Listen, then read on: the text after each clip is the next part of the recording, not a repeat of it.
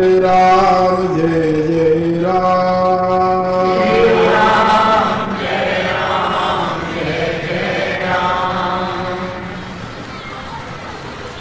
परावर रूप में उपस्थित मेरी प्रिय आत्माओं,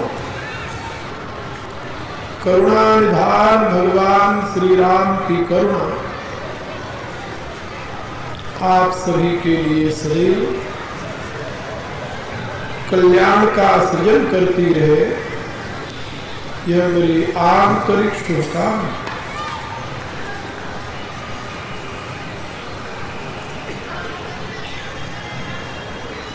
आज से यहाँ पर 9 दिवसीय गीता रामायण ज्ञान यज्ञ का प्रारंभ हो रहा है। प्रातः काल के सत्र में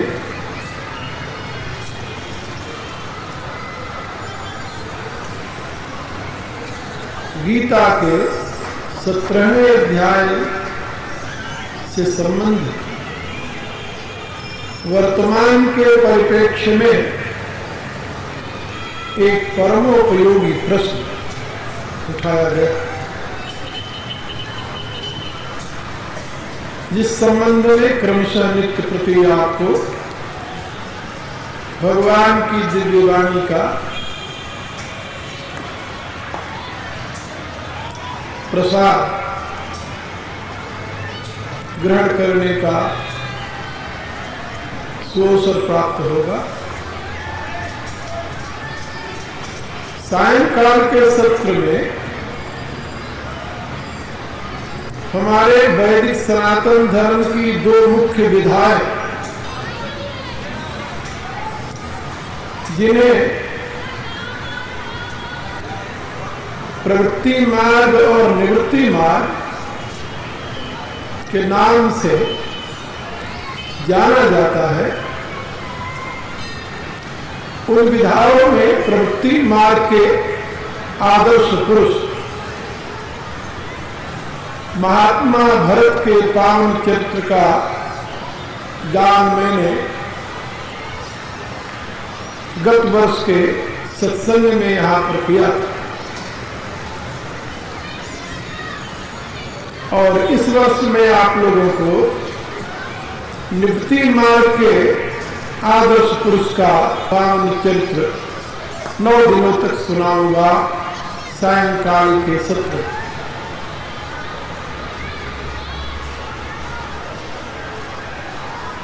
रामचरितमानस की ये स्थापना है कि जब परब्रह्म परमात्मा सच्चिदानंद राम रूप में अवतरित होते हैं, तो उनकी सेवा में इस ब्रह्मांड के पालक अधिपति भगवान विष्णु भरत रूप में अवतार लेते हैं, और इस ब्रह्मांड के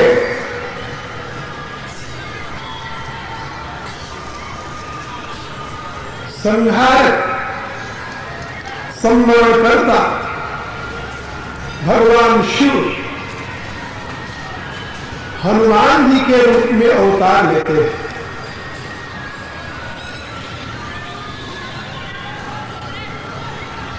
महात्मा भरत विष्णु के अवतार है, और भगवान मारुति शंकर के अवतार है।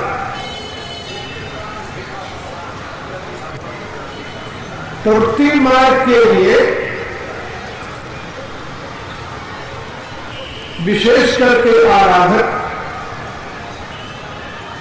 भगवान विष्णु की आराधना करते हैं, और निवृत्ति मार्ग के आचार्य भगवान शंकर। रामचरितमानस में भी महात्मा भरत एक गृहस्थ का जीवन जीते हुए मनुष्य को किस प्रकार के आचरण करनी चाहिए, इसका आदर्श प्रस्तुत किया है। और रामचरितमानस में साक्षात रुद्रावतार भगवान मारुति हनुमान जी निवृत्ति मार्ग का जीवन जीने वाले मानव के लिए एक ऐसे महान आदर्श की प्रतिष्ठा की है। मैं समझता हूं कि जो अपने आप में अद्वितीय, दुनिया के इतिहास में इस प्रकार का कोई अन्य उदाहरण उपलब्ध नहीं है। और हमारे इतिहास में भी इतना पावन, इतना उज्जवल, इतना महान चरित्र दूसरा दिखाई नहीं देता। जो चरित्र, जो आदर्श भगवान मारुति ने प्रस्तुत किया।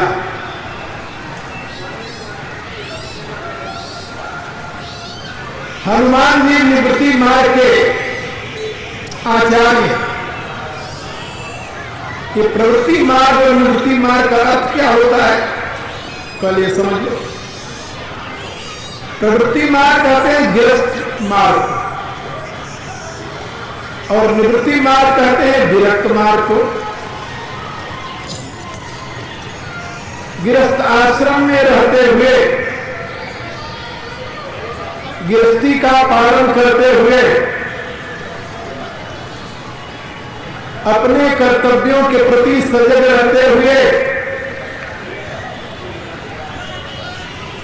जो अपने आप को सदैव परमात्मा के प्रेम में अनुरक्त रखता है, वह तो प्रवृत्ति मार्गी उपासक है, भक्त है। और जिसका संसार से कोई संबंध नहीं, जिसकी कोई गिरफ्ती नहीं, जो जन्म से ही पूर्ण गिरफ्त होकर के अपने जीवन को केवल परमात्मा के कार्य की पूर्ति के लिए समर्पित कर देता है, उसे निवृत्ति मार्गी कहते हैं। आप लोग जानते हैं, महात्मा भरत एक गृहस्थ हैं, एक राजा के पुत्र हैं, एक पत्नी के पति हैं, आगे 2 पुत्रों के पिता भी बने। और इतना ही नहीं, उनकी माता ने कुमंत्रणा से अपने पति को धोखे में डाल करके उनके लिए साम्राज्य का वरदान भी मांग लिया था। लेकिन महात्मा भरत ने उस स्थिति में भी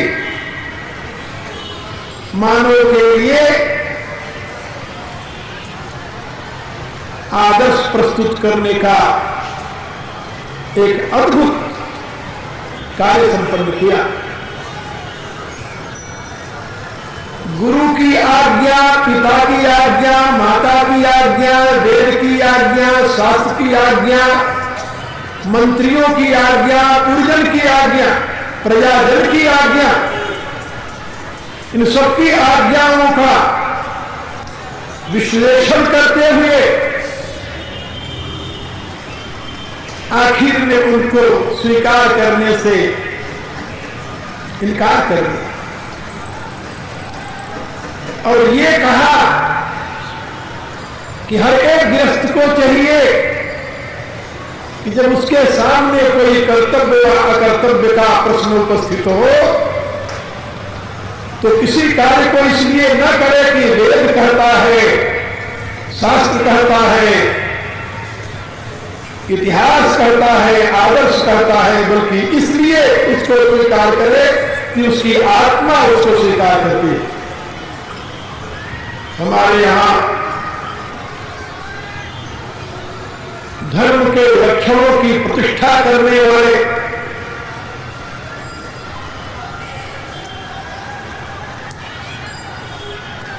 महात्मा मनों ने ये घोषणा की है, वेद स्मृति सदाचार स्वस्य च प्रेमात्मा।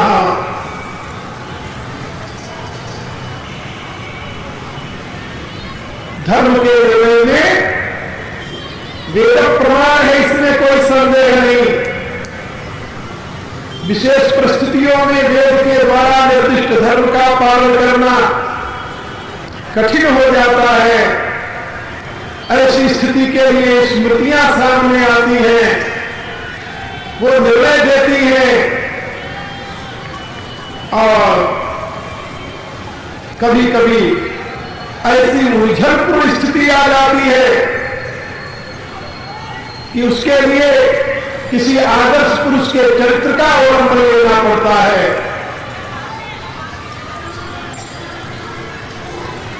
तैत्तिरीय उपनिषद में हम पढ़ते हैं कि जब गुरु अपने शिष्य को शिक्षा प्रदान कर गुरुकुल से विदा करता है तो वो कहता है कि जिस समय तुम्हारे समक्ष ऐसी स्थिति आ जाए कि वेद शास्त्र की सारी बातें तुम्हारे धर्म निर्णय में सहयोगी न हो, उस अवस्था में तुम्हें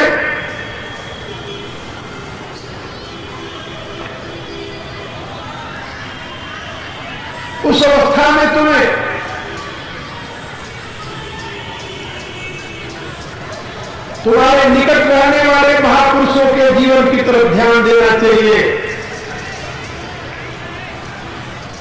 उस समय वो जैसा बर्ताव कर रहे हो तुम्हें उन्हीं का अनुकरण करना चाहिए।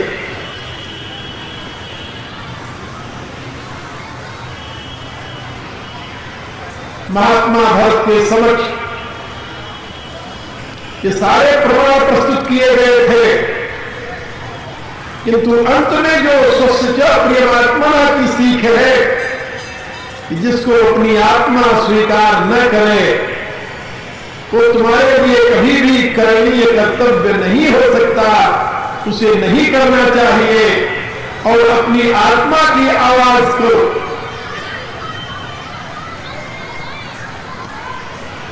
प्रधानता प्रदान करते हुए महात्मा भरत ने ये कहा कि यद्यपि यह समझत होनी के तदपि हो परितोषण जी के, इसलिए मैं ये राज्य स्वीकार नहीं करूंगा।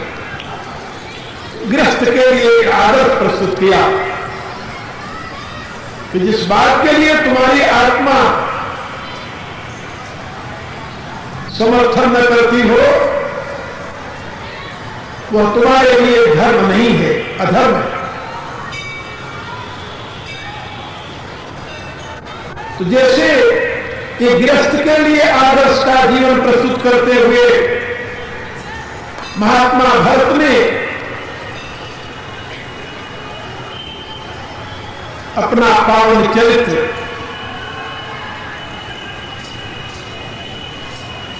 प्रस्तुत किया है, जिया है, इसी प्रकार से निवृत्ति मार्गियों के लिए जो संसार से पूर्ण विरत होकर के परमात्मा में ही सतत निरत रहने की अभिप्सा रखते हैं, ऐसे निवृत्ति मार्गियों के लिए भगवान मारुति हनुमान जी ने अपने पावन चरित्र का आदर्श प्रस्तुत किया। वे निवृत्ति मार्गी संत हैं, उनकी अपनी कोई दुनिया नहीं है, उनका अपना कुछ भी नहीं है, वो पूर्ण विरक्त है, बाल ब्रह्मचारी है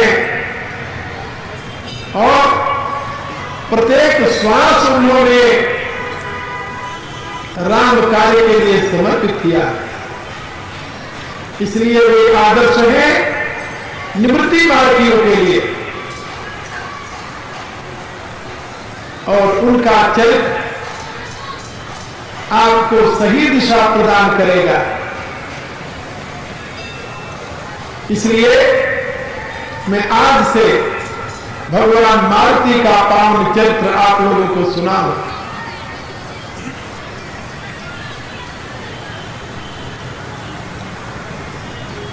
रामचरितमानस में हमें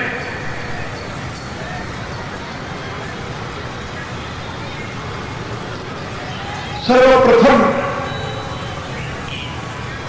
वंदना प्रकरण में ही भगवान मारुति का दर्शन होता है। गोस्वामी जी वंदना करते हुए लिखते हैं, सीताराम गुणग्राम पुण्यारेण विहायो वंदे शुद्ध विज्ञानो कवीश्वर कपीश्वर। इस श्लोक में उन्होंने दो महापुरुषों की साथ साथ वंदना की है, साथ साथ, और दोनों को समान रूप में एक ही स्तर पर प्रतिष्ठित किया है।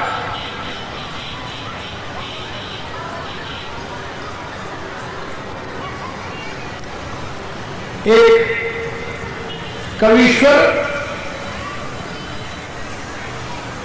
भगवान वाल्मीकि, महर्षि वाल्मीकि, और दूसरे कपीश्वर भगवान मारुति। इन दोनों के लिए उन्होंने कहा है कि सीताराम गुणग्राम पुण्यारेण विहारिणः। श्री सीताराम के पवित्र गुण समूह रूपी वन में विहार करने वाले, पुण्य वन में विहार करने वाले श्री सीताराम का जो गुण समूह है वो मानो पवित्र वन है। जैसे वन में असंख्य वृक्ष होते हैं, असंख्य लताएं होती हैं, असंख्य गुल्म और औषधियां होती हैं, इसी प्रकार से भगवान के पावन चरित्र में अनंत गुणगण निहित हैं। कितने प्रकार के गुण हैं कौन वर्णन कर सकता है। इसलिए भगवान के गुण को, गुण समूह को उन्होंने अरण्य घोषित किया, वन के समान घोषित किया। और उस वन में विहार करने वाले कौन है?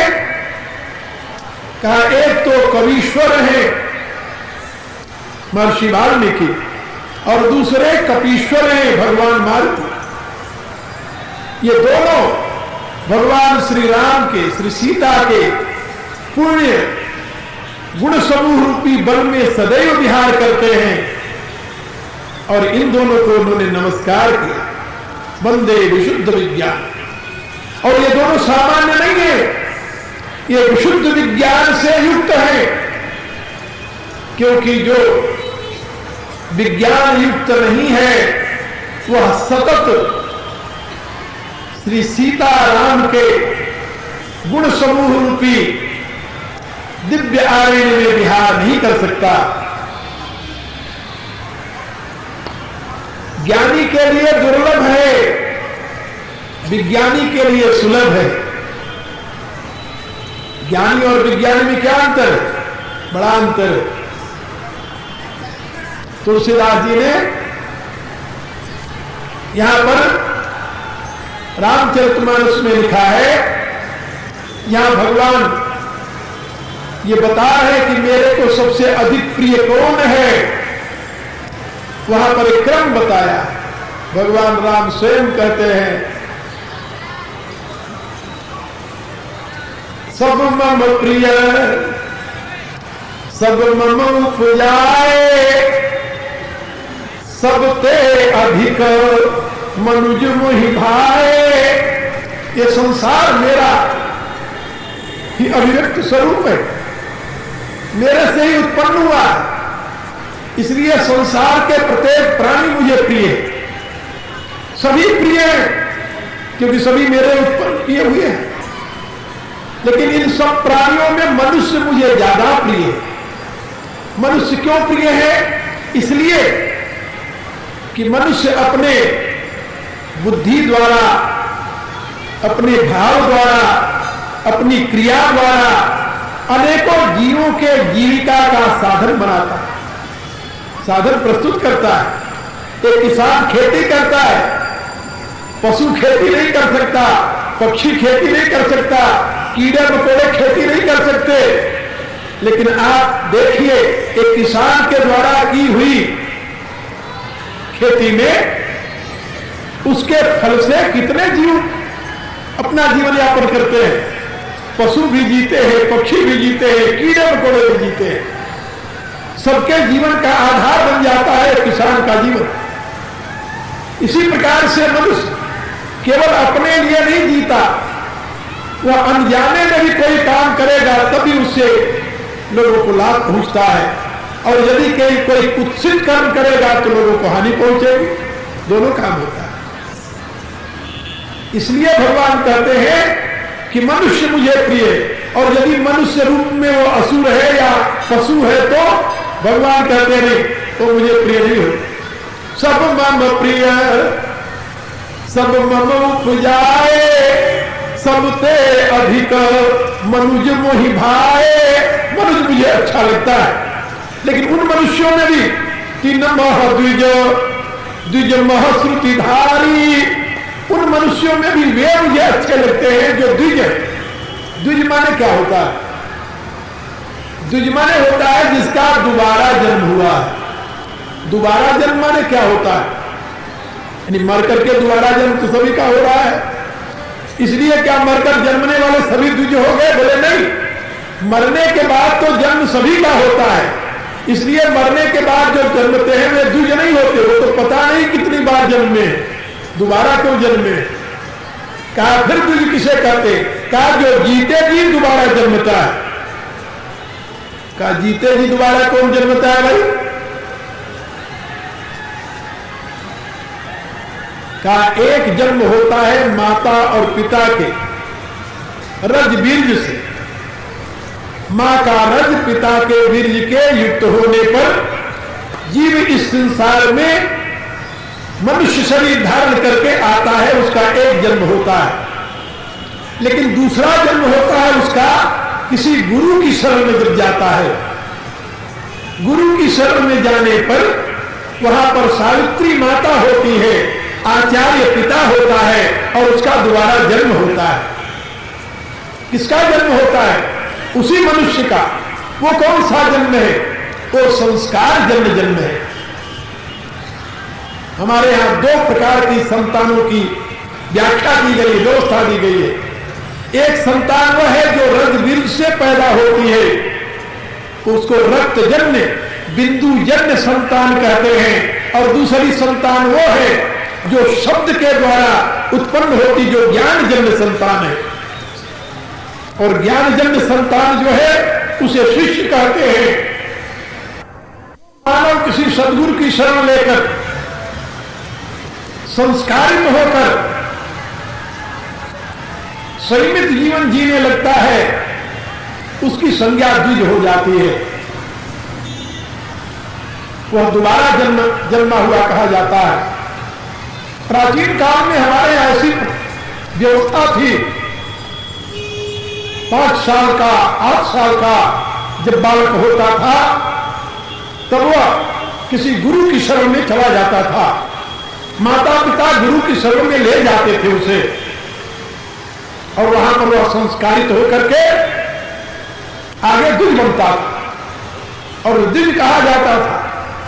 किसका बालक जाता था गुरु के पास? पहले कोई प्रतिबंध नहीं था। हम उपनिषदों में पढ़ते हैं कि जाबाला नाम की दासी का पुत्र, जिसका नाम सत्यकाम था, वह भी अपनी मां से आज्ञा लेकर के गौतम ऋषि के आश्रम में दीक्षा ग्रहण करने के लिए गया। और गौतम ऋषि ने जब पूछा कि तुम किस गोत्र के हो, उसने साफ शब्दों में कह दिया कि मेरी मां का नाम जाबाला है, मेरा नाम सत्यकाम है, मैं इतना ही जानता हूं कि मैं सत्यकाम जाबाल हूं। कहा तुम्हारा पिता कौन है? कहा ये तो मेरी मां को भी मालूम नहीं है।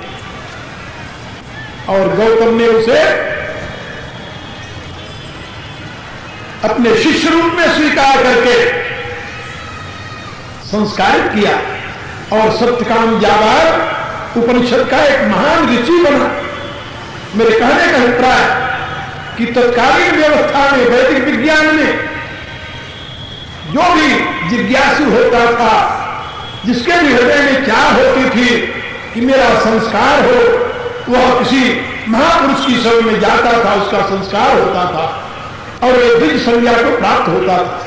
लेकिन वो व्यवस्था धीरे धीरे नष्ट प्राय हो गई और परिणाम कितना दुखद हुआ है आप सब जानते हैं। तो यहां पर भगवान ने कहा कि मनुष्यों में वो मनुष्य मुझे अधिक प्रिय है जो दूसरे शब्दों में गुरुमुख है, जो संस्कारिक है, जिसने सत्मार्ग को ग्रहण किया है, जो मनमुखी नहीं है, जो इंद्रियों के प्रवाह में नहीं बहता, जो गुरुमुख होकर के आत्मा के प्रकाश में अपने जीवन के विकास की विधा अपनाता है, वे दिव्य होता है। जिसके जीवन की धारा मनमुखी है, मन की गति अधोगति होती है, मन के पश्चात प्राणमय और अन्नमय कोश होता है, प्राणमय कोश इंद्रियों का और अन्नमय कोश शरीर का अवलंबन होता है और इन कोशों के साथ जिनका मन जुड़ा हुआ होता है वे अधोगति को प्राप्त होते हैं। ऐसे लोगों को मनमुखी कहा जाता है। लेकिन जिनका मन संस्कारित होता है और वह ऊर्ध्वमुखी होता है, मन के ऊपर विज्ञानमय कोश है, आनंदमय कोश है, जिनका मन उस तरफ मुड़ जाता है, वह विकास की दिशा में आगे बढ़ जाते हैं। और यह स्थिति मन की तब प्राप्त होती है जब वह किसी गुरु की शरण में जाता है। इसलिए वहां पर आचार्य पिता बनता है और सावित्री विद्या की देवी जो भगवती है वह मां बनती है और उस अवस्था में उसका पुनर्जन्म होता है, द्वितीय भी जन्म होता है, उसको द्विज कहते हैं। गोस्वामी जी लिखते हैं कि भगवान कह रहे हैं कि तीन महाद्विजो द्विज महश्रुतिधारी, और उन द्विजों में भी वो मुझे अधिक प्रिय है जो वेद का धारण करने वाला, श्रुतियों को धारण करने वाला है। यानी श्रुतियों को धारण करके, वेद के मंत्रों को धारण करके जो अपने जीवन को पावन बनाता है और उसके प्रकाश में दूसरे के जीवन को भी पवित्र करने की सामर्थ्य रखता है, ऐसा जो व्यक्ति है वह उस द्विज से भी, संस्कारित व्यक्ति से भी अधिक प्रिय है। तीन महाद्विज, द्विज महश्रुतिधारी और तीन मह निगम नीति अनुसारी, और उनसे भी ज्यादा प्रिय है जो उस वेद के सिद्धांतानुसार अपना जीवन बनाता है, आगे बढ़ता है। तीन थे प्रिय, उनसे भी अधिक प्रिय मुझे है कौन? विरक्त पुण्य ज्ञानी, उनमें भी विरक्त मुझे प्रिय है और विरक्तों में भी ज्ञानी मुझे प्रिय है और ज्ञानी ते अति प्रिय विज्ञानी, और ज्ञानियों से भी मुझे अत्यंत प्रिय विज्ञानी है। क्योंकि ज्ञानी वह है जो संसार के पदार्थों के यथार्थ स्वरूप को जानता है, विज्ञानी वह है जो उसके कार्य कारण स्वरूप को भी जानता है।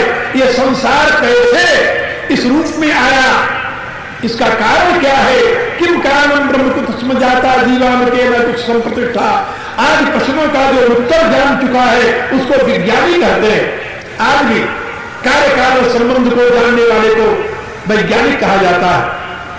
प्रकृति के कार्य कारण संबंध को जानता है भौतिक विज्ञानी है, और जीवन के कार्य कारण संबंध को जो जानता है वो अध्यात्म विज्ञानी है। इसलिए जो विज्ञानी है वह ज्ञानी से भी अधिक प्रिय है। और भगवान मारुति के लिए तुलसीदास ने अपनी वंदना में कहा है, क्या कहा है? सीताराम गुणग्राम पुण्यारेण विहारिणो वंदे विशुद्ध विज्ञान। कवीश्वर कपीश्वर, ये कपीश्वर विज्ञानी है, कवीश्वर विज्ञानी है। इनको जीवन के कार्यकारण का पूर्ण रूप से बोध है, ये जानते हैं यथार्थ जीवन क्या है, इनको पता है जीव क्या है, जगत क्या है, ब्रह्म क्या है, माया क्या है, ये इनका संबंध क्या है, इसका पूर्ण बोध है उनको। कथा आती है, एक बार कुछ ऋषि आपस में विचार कर रहे थे।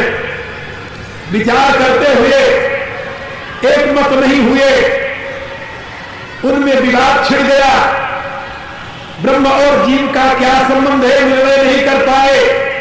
जब निर्णय नहीं कर पाए तो सबने निश्चय किया कि समय सर्वज्ञ परमात्मा राम रूप में विराजित है।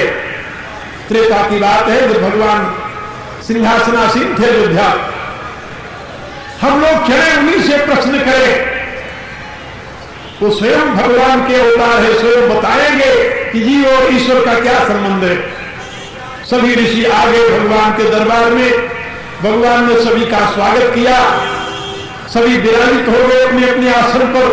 भगवान ने ऋषियों के समक्ष हाथ जोड़ करके पूछा कि ऋषिवरों, आप लोगों की कृपा हुई है तो बहुत अच्छी बात है, लेकिन प्रयोजन तो कुछ अवश्य होगा।